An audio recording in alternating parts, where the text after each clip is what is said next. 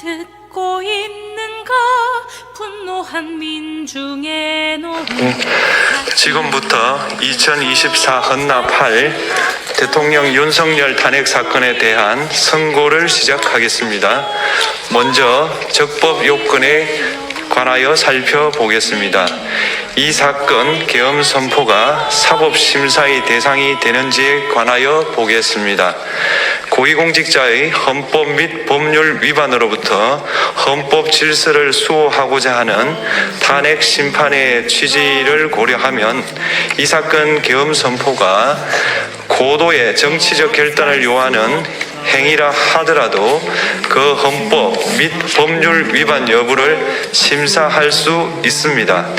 국회 법사의 조사 없이 이 사건 탄핵 소추안을 의결한 점에 대하여 보겠습니다. 헌법은 국회의 소추 절차를 입법에 맡기고 있고 국회법은 법사위 조사 여부를 국회의 재량으로 규정하고 있습니다. 따라서 법사위의 조사가 없었다고 하여 탄핵 소추 의결이 부적법하다고 볼 수 없습니다. 이 사건 탄핵 소추안의 의결이 일사부재의 원칙에 위반되는지 여부에 대해서 보겠습니다. 국회법은 부결된 안건을 같은 회기 중에 다시 발의할 수 없도록 규정하고 있습니다. 피청구인에 대한 1차 탄핵소추안이 제418회 정기회 회기에 투표 불성립되었지만 이 사건 탄핵소추안은 제419회 임시회 회기 중에 발의되었으므로 일사부재의 원칙에 위반되지 않습니다. 한편 이에 대해서는 다른 회기에도 탄핵소추안의 발의 횟수를 제한하는 입법이 필요하다는 재판관 정형식의 보충 의견이 있습니다. 이 사건 계엄이 단시간 안에 해제되었고 이로 인한 피해가 발생하지 않았으므로 보호이익이 헌결되었는지 여부에 대해서 보겠습니다. 이 사건 계엄이 해제되었다고 하더라도 이 사건 계엄으로 인하여 이 사건 탄핵 사유는 이미 발생하였으므로 심판의 이익이 부정된다고 볼 수 없습니다. 소추 의결서에서 내란죄 등 형법 위반 행위로 구성하였던 것을 탄핵 심판 청구 이후에 헌법 위반 행위로 포섭하여 주장한 점에 대하여 보겠습니다. 기본적 사실관계는 동일하게 유지하면서 적용 법조문을 철회, 변경하는 것은 소추사유의 철회, 변경에 해당하지 않으므로 특별한 절차를 거치지 않더라도 허용됩니다. 피청구인은 소추사유에 뇌란죄 관련 부분이 없었다면 의결 정족수를 충족하지 못하였을 것이라고 주장하지만 이는 가정적 주장에 불과하며 객관적으로 뒷받침할 만한 근거도 없습니다. 대통령의 지위를 탈취하기 위하여 탄핵 소추권을 남용하였다는 주장에 대하여 보겠습니다. 이 사건 탄핵 소추안의 의결 과정이 적법하고 피소추자의 헌법 또는 법률 위반이 일정 수준 이상 소명되었으므로 탄핵 소추권이 남용되었다고 볼 수 없습니다. 그렇다면 이 사건 탄핵 심판 청구는 적법합니다.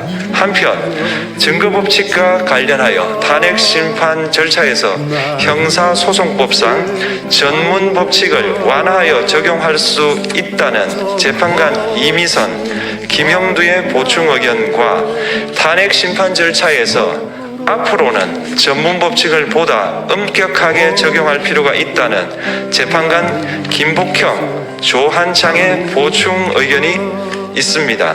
다음으로 피청구인이 직무집행에 있어 헌법이나 법률을 위반하였는지 피청구인의 법 위반 행위가 피청구인을 파면할 만큼 중대한 것인지에 관하여 살펴보겠습니다.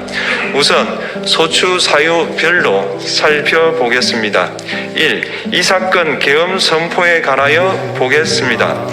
헌법 및 계엄법에 따르면 비상계엄 선포의 실체적 요건 중 하나는 전시, 사변 또는 이에 준하는 국가 비상사태로 적과 교전 상태에 있거나 사회 질서가 극도로 교란되어 행정 및 사법 기능의 수행이 현저히 곤란한 상황이 현실적으로 발생하여야 한다는 것입니다. 피청구인은 야당이 다수 의석을 차지한 국회의 이례적인 탄핵소추 추진, 일방적인 입법권 행사 및 예산 삭감 시도 등의 전횡으로 인하여 위와 같은 중대한 위기사항이 발생하였다고 주장합니다. 피청구인의 취임 후 이 사건 계엄 선포 전까지 국회는 행안부 장관, 검사, 방통위위원장, 감사원장 등에 대하여 총 22건의 탄핵소추안을 발의하였습니다.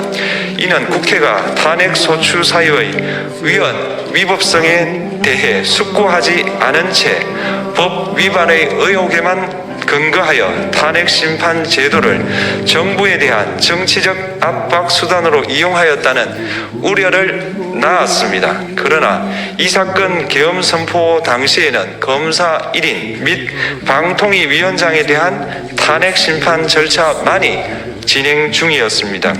피청구인이 야당이 일방적으로 통과시켜 문제가 있다고 주장하는 법률안들은 피청구인이 제의를 요구하거나 공포를 보류하여 그 효력이 발생되지 않은 상태였습니다. 2025년도 예산안은 2024년 예산을 집행하고 있었던 이 사건 계엄 선포 당시 상황에 어떠한 영향을 미칠 수 없고 위 예산안에 대하여 국회 예결특위의 의결이 있었을 뿐 본회의의 의결이 있었던 것도 아닙니다. 따라서 국회의 탄핵소추, 입법, 예산안 심의 등의 권한 행사가 이 사건 계엄 선포 당시 중대한 위기 상황을 현실적으로 발생시켰다고 볼 수 없습니다. 국회의 권한 행사가 위법, 부당하더라도 헌법재판소의 탄핵 심판, 피청구인의 법률안 제의 요구 등 평상시 권력 행사 방법으로 대처할 수 있으므로 국가 긴급권의 행사를 정당화할 수 없습니다. 피청구인은 부정선거 의혹을 해소하기 위하여 이 사건 계엄을 선포하였다고도 주장합니다. 그러나 어떠한 의혹이 있다는 것만으로 중대한 위기 상황이 현실적으로 발생하였다고 볼 수는 없습니다. 또한 중앙선관위는 제22대 국회의원 선거 전에 보안 취약점에 대하여 대부분 조치하였다고 발표하였으며 사전, 우편, 투표함, 보관장소, CCTV 영상을 24시간 공개하고 개표 과정에 수검표 제도를 도입하는 등의 대책을 마련하였다는 점에서도 피청구인의 주장은 타당하다고 볼 수 없습니다. 결국 피청구인이 주장하는 사정을 모두 고려하더라도 피청구인의 판단을 객관적으로 정당화할 수 있을 정도의 위기 상황이 이 사건 계엄 선포 당시 존재하였다고 볼 수 없습니다. 헌법과 계엄법은 비상계엄 선포의 실체적 요건으로 병력으로서 군사상의 필요에 응하거나 공공의 안녕질서를 유지할 필요와 목적이 있을 것을 요구하고 있습니다.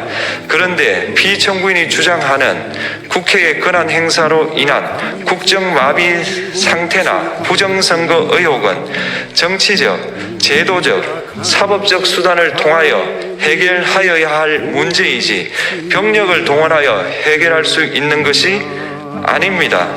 피청구인은 이 사건 계엄이 야당의 전횡과 국정위기 상황을 국민에게 알리기 위한 경고성 계엄 또는 호소형 계엄이라고 주장하지만 이는 계엄법이 정한 계엄 선포의 목적이 아닙니다. 또한 피청구인은 계엄 선포에 그치지 아니하고 군경을 동원하여 국회의 권한 행사를 방해하는 등의 헌법 및 법률 위반 행위로 나아갔으므로 경고성 또는 호소형 계엄이라는 피청구인의 주장을 받아들일 수 없습니다. 그렇다면 이 사건 계엄 선포는 비상계엄 선포의 실체적 요건을 위반한 것입니다. 다음으로 이 사건 계엄 수사에 대한 불신을 초래하였습니다. 피청구인이 취임한 이래 야당이 주도하고 이례적으로 많은 탄핵 소추로 인하여 여러 고위공직자의 권한 행사가 탄핵 심판 중 정지되었습니다. 2025년도 예산안에 관하여 헌정사상 최초로 국회 예산결산특별위원회에서 정액 없이 감액에 대해서만 야당 단독으로 의결하였습니다. 피청구인이 수립한 주요 정책들은 야당의 반대로 시행될 수 없었고 야당은 정부가 반대하는 법률안들을 일방적으로 통과시켜 피청구인의 제2 요구와 국회의 법률안 의결이 반복되기도 하였습니다.